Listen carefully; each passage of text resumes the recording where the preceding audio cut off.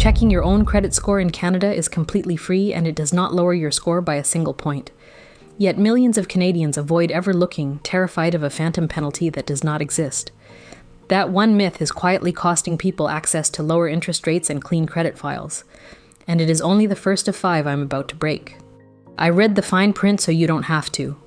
A Canadian credit score runs from 300 to 900, and the Financial Consumer Agency of Canada confirms that checking your own report or score does not affect that number at all. The real cost is not a fee for looking. It is the errors, fraud, and stale data people never catch because they are too scared to check.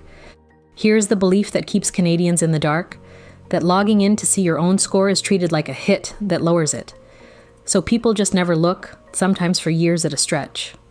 If that is not a hit, then why does everyone act like it is? The truth is that checking your own file is a soft inquiry, and FCAC says soft inquiries do not lower your score at all. Only a hard inquiry, the kind a lender pulls when you apply for credit, can affect the number. So the real cost of this myth is not a fee. It is years of unnoticed errors and fraud silently dragging your file down while you refuse to look. The second myth is that your credit report is basically self-cleaning, that any mistake or old account will just correct itself over time. So people never bother to read what is actually in their file. But what if the errors are the exact thing lenders are pricing you on? Errors and even signs of identity theft do not disappear on their own. Equifax Canada says checking your report is how you catch them in the first place. Left alone, a wrong account or unknown inquiry keeps quietly damaging your file. And since credit quality drives approval and interest rate terms, one uncorrected error can follow you straight into a mortgage or car loan application. Myth number 3 is that as long as your score is not in the gutter, you will get approved on fine terms. People treat the whole 300 to 900 range like a pass or fail test. In reality, there is a very specific line lenders draw, and being just under it changes everything. In Canada, a good score typically starts around 660, and TD says a strong score opens the door to lower interest rates, while weaker ones limit approvals or worsen your terms. So a score sitting at 640 is not just a bit low. It can push you below the band lenders want to see. If this is useful, subscribe. The next breakdown is already coming. Before I get to the last myth, which is the most counterintuitive of the whole list, here is number 4. Many Canadians think carrying a fat balance proves they are an active, responsible borrower, so they let their card ride high on purpose. That instinct may be quietly costing them.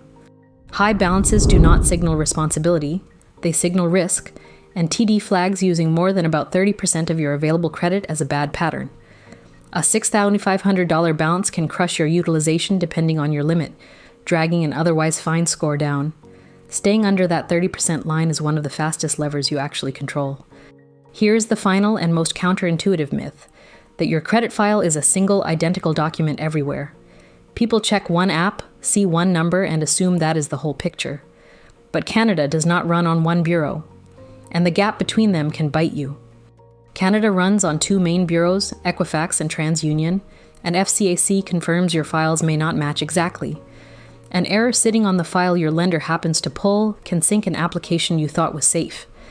That is why smart borrowers compare both files, match every account and inquiry, and dispute any mismatch before they ever apply.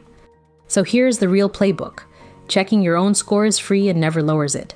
Errors only get fixed when you dispute them, and good starts around 660. Pull both your Equifax and TransUnion files, compare every detail, and keep your utilization below 30%. Do that regularly at zero cost and you protect the score that decides your interest rates for years. Next, I'm breaking down exactly how to dispute a credit report error in Canada step by step, including what proof to keep and how long the bureaus actually take. If you want to catch that one, subscribe so you don't miss it.